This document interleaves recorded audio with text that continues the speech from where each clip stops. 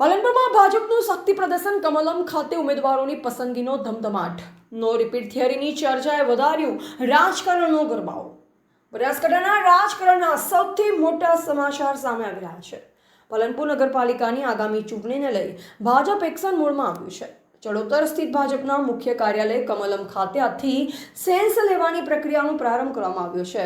નિરીક્ષકોની હાજરીમાં ટિકિટ વાંચોનો ભારે જમાવડો જોવા મળી રહ્યો છે. ત્યારે પક્ષ આ વખતે નવા ચહેરાઓને તક આપશે કે જૂના જોગ્ય પર પસંદગી ઉતારશે, તેના પર સૌની નજર ટકેલ છે. કમલમ કાર્યાલય બહાર ઉમટેલી ભીડ, કાર્યકરોના ટોળા, નિરીક્ષકોની સાથેની બેઠક અને બાયોડેટા સાથે ઉભેલા ઉમેદવારો.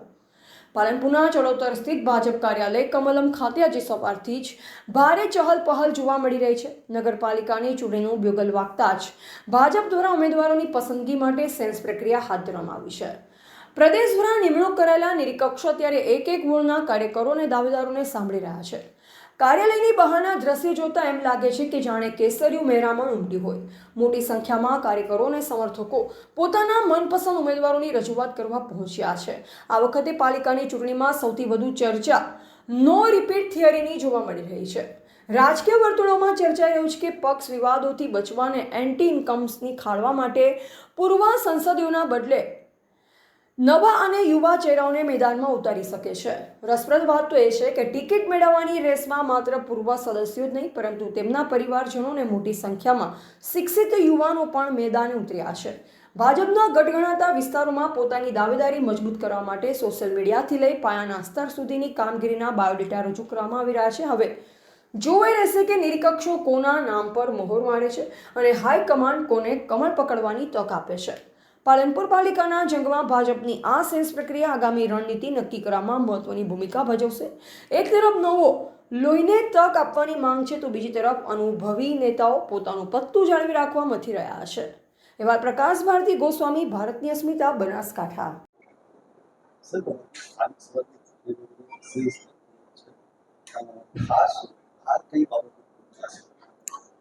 આગામી સ્થાનિક સ્વરાજ્યની ચૂંટણીને ધ્યાનમાં રાખીને ગુજરાત પ્રદેશ ભારતીય જનતા પાર્ટી દ્વારા હું Kirit Patel, chairman Junagadh district cooperative બેંકના નિરીક્ષક તરીકે જ્યારે મને અહીં જવાબદારી સોંપી છે, ત્યારે બનાસકાંઠા જિલ્લાની 48 જિલ્લા પંચાયત સીટ, 10 તાલુકા પંચાયત અને 3 નગરપાલિકા આ ચૂંટણી થવાની છે.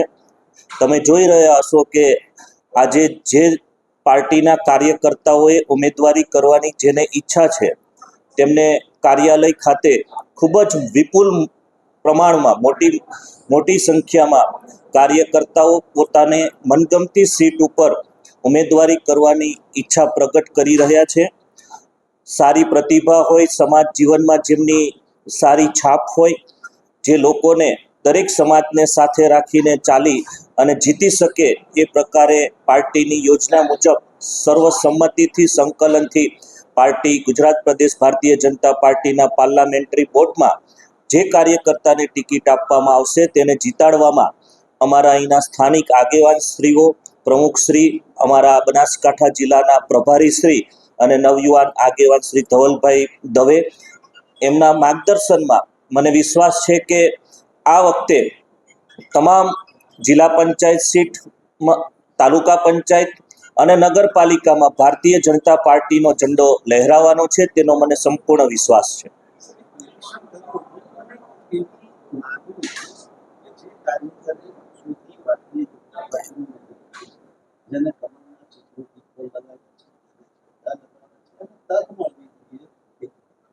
તમામ લોકોને તક મળશે. જે લોકોએ નિષ્ઠાથી, પ્રામાણિકતાથી, સૂઝબૂછથી પરિવારને સાઈડમાં રાખી અને પાર્ટીનું કામ કર્યું છે, એવા તમામ કાર્યકર્તાઓને પાર્ટી વિચાર કરશે, પ્રદેશ નેતૃત્વ વિચાર કરશે.